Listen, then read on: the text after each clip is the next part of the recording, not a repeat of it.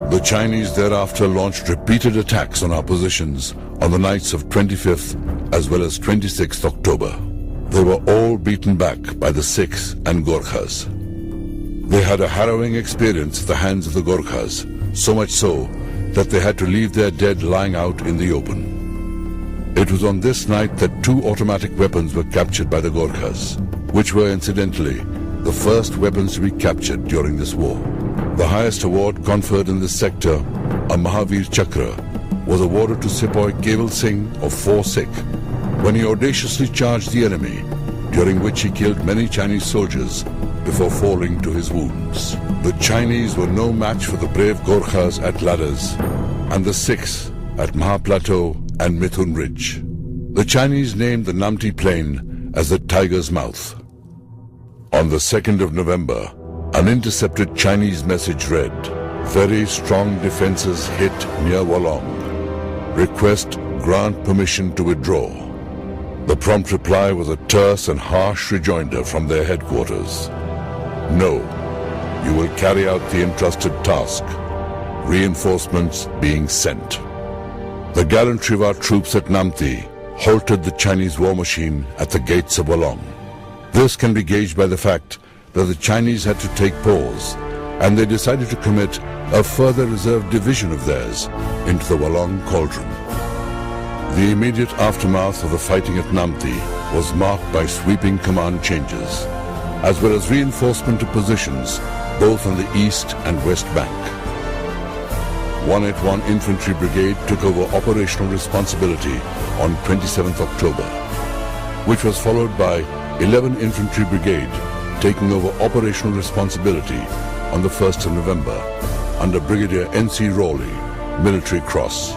3rd Gorkha Rifles were inducted into the defense of the East Bank, relieving the 4 Sikh companies who rejoined their battalion on the West Bank, and the 2 companies of 2nd 8 Gorkha Rifles who rejoined their battalion at Walong. The Chinese, after having realized the futility of trying to reach Walong along the valley floor, decided to swing around the western flank, assisted by a local Mishmi guide. A platoon patrol of 2 Assam rifles confirmed the Chinese presence at Green Pimple.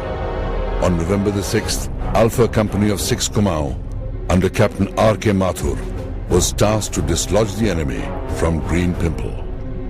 In spite of grave deficiencies in fire support, this company fought valiantly for 2.5 hours and forced the enemy to flee. In the end, however, they had to withdraw due to a shortage of ammunition and the untenability of their position. When reports of Chinese buildup at Green Pimple and Yellow Pimple were confirmed, 6 Kumaon was tasked to establish a firm base at Tri Junction as it dominated the area, and also to launch an attack on Yellow Pimple. On the 14th of November at 9:30 a.m., an attack was launched on Yellow Pimple with 2 companies leading. The left leading company, under Captain B.N. Singh, inched within 20 yards of the enemy bunkers, and the right leading company of Major B.N. Sharma was held up 200 yards from the top. After 6 hours of bitter fighting, the right company reached 50 yards short of the enemy bunkers and was thereafter halted. The commanding officer sent his only available reserves of 2 platoons as reinforcements. The brigade commander ordered 6 Kumaon to hold the ground that it had captured. इस वक्त एक साथ कई चौकियों पर गोलाबारी कर रहा है, इसलिए एक चौकी से दूसरी चौकी पर मदद भेजना नामुमकिन है। जहां तक हो सके दुश्मन का मुकाबला करते रहो, और अगर मजबूरन चौकी छोड़नी पड़े तो पीछे हटकर दूसरे मोर्चे पर डट जाओ। Over. However, the Chinese reinforced and counterattacked at 11:30 p.m. that same night. With depleted firepower, mounting casualties, and completely surrounded by the Chinese, the 2 companies fought their way to Tri Junction. Out of 200 men who had marched for the attack, only 90 returned. On the 15th of November, the Chinese attacked Tri Junction at 4:30 a.m., then again at 6 p.m., and thereafter at successive 4-hour intervals. Around this time, 33 men of 4 Dogra reached Tri Junction to reinforce 6 Kumaon, thus raising hopes that help was near and at hand. However, It was soon realized that these 33 men were only the remnants of the battalion that had started from Walong to reinforce 6 Kamau. They had been repeatedly ambushed by the Chinese en route. At 7:30 p.m., another massive Chinese attack, supported by 120mm mortars, was beaten back. The commanding officer, 6 Kamau, realized that with no replenishments of ammunition, supplies and troops forthcoming, it would be impossible to hold on. Thus, he decided to withdraw. While the regimental medical officer, Captain B.C. Chopra, withdrew with the wounded at 9:30 p.m., the remnants of 6 Kamau and 4 Dogra withdrew from Tri Junction at 11 p.m. on 16th November. In the intervening period, another set of dramatic events was unfolding. The Chinese started reinforcing and bringing additional artillery and utilizing rubber rafts to cross the Lohit River to the east bank. The Chinese launched their final attacks in the forward defended localities on the night of 15th-16th November. The Chinese were superior numerically, supported by heavy mortar and artillery fire, and attacked frontally in hordes. We were depleted of all resources except courage. Men fought in their forward defended localities, committed to the last man, the last round. Orders for withdrawal were eventually issued by 11th Infantry Brigade on the afternoon of 16th November. Parties of 6 Kamau and 4 Dogra, withdrawing from Tri Junction, reached Teju after 8 days, surviving on herbs and mountain goats. A column of 3rd Gorkha Rifles was ambushed on the 17th, 26th and 29th November, and the commanding officer's party was taken prisoner while retreating along the east bank. 2nd Lieutenant K. Madhya of this battalion reached Teju after 40 days, and Naik Gurdeep Singh of 4 Sikh rejoined his unit after 37 days. But fate was not kind to everyone. It took a long time for infantry battalions to ascertain their precise number of casualties. Walong saw unprecedented deeds of heroism and valor in the face of overwhelming odds.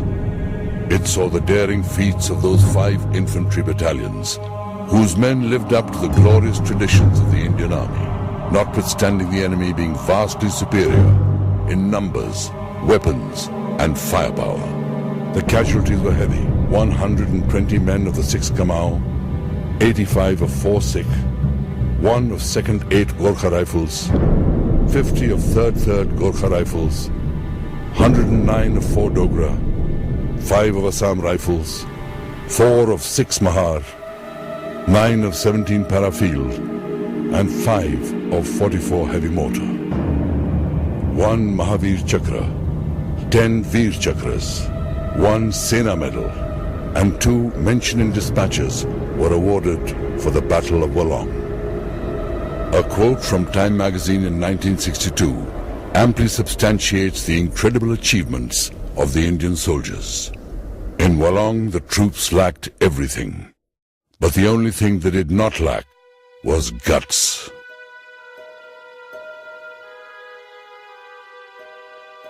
Since 1962, much water has passed under the bridge. The wounds of the conflict are healed and mellowed with time. Our hearts swell with pride at the thought of those mighty souls and their sublime acts. An epitaph to the soldiers who died in the Battle of Walong, written by Bernard C. Dougal, the then District Commissioner, Lohit District, reads, "The sentinel hills that round us stand bear witness that we loved our land. Amid shattered rocks and flaming pines, we fought and died on Namti plains. O Lohit, gently by us glide, pale stars above, softly shine, as we sleep here in sun and the rain."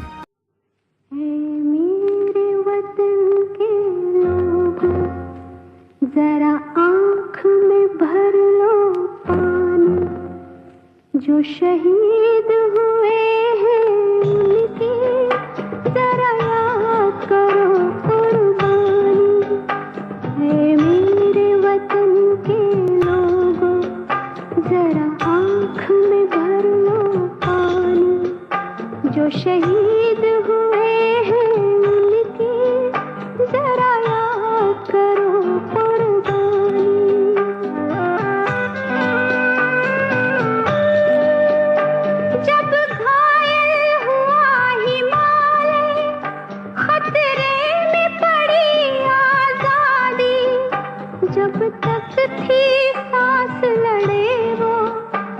जब तक थी सांस लड़े वो, फिर अपनी लाश बिछा दी, संगीन पे धर कर माथा, सो गए अमर बलिदानी, जो शहीद हुए हैं उनकी जरा याद करो कुर्बानी।